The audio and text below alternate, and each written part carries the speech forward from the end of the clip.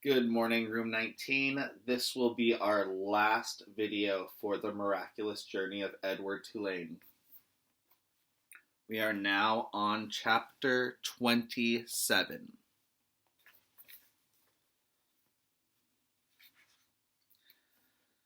Seasons passed, fall and winter and spring and summer. Leaves blew in through the open door of Lucius Clark's shop, and rain in the green, outrageous, hopeful light of spring. People came and went, grandmothers and doll collectors and little girls with their mothers. Edward Tulane waited. The seasons turned into years. Edward Tulane waited. He repeated the old doll's words over and over until they wore a smooth groove of hope into his brain. Someone will come. Someone will come for you. And the old doll was right. Someone did come. It was springtime. It was raining. There were dogwood blossoms on the floor of Lucius Clark's shop. She was a small girl, maybe 5 years old, and while her mother struggled to close a blue umbrella, the little girl walked around the store, stopping and staring solemnly at each doll and then moving on. When she came to Edward, she stood in front of him for what seemed like a long time. She looked at him, and he looked back at her. Someone will come, Edward said.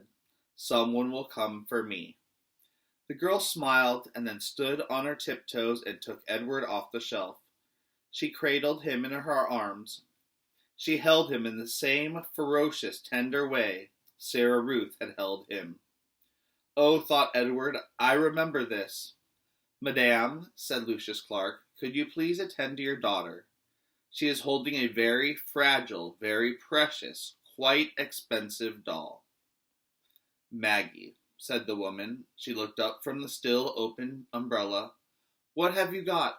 A rabbit, said Maggie. A what? Said the mother. A rabbit, said Maggie again. I want him. Remember, we're not buying anything today. We're looking only, said the woman. Madame, said Lucius Clark, please. The woman came and stood over Maggie. She looked down at Edward. The rabbit felt dizzy. He wondered for a moment if his head had cracked open again, if he was dreaming. Look, Mamma, said Maggie. Look at him. I see him, said the woman. She dropped the umbrella. She put her hand on the locket that hung around her neck, and Edward saw then that it was not a locket at all. It was a watch, a pocket watch. It was his watch. Edward, said Abilene. Yes, said Edward. Edward, she said again, certain this time.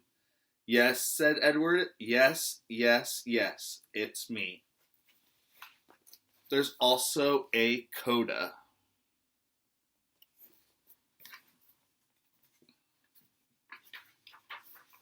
Once there was a China rabbit who was loved by a little girl. The rabbit went on an ocean journey and fell overboard and was rescued by a fisherman. He was buried under garbage and unburied by a dog. He traveled for a long time with the hobos and worked for a short time as a scarecrow. Once there was a rabbit who loved a little girl and watched her die. The rabbit danced on the streets of Memphis.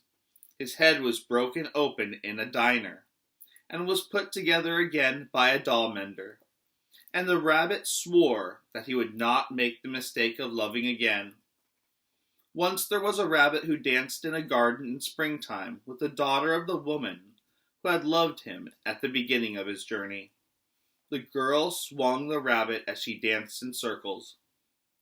Sometimes they went so fast, the two of them, that it seemed as if they were flying. Sometimes it seemed as if they both had wings. Once, oh marvelous once, there was a rabbit who found his way home. And that concludes our novel. I really enjoyed this book. I hope you did too.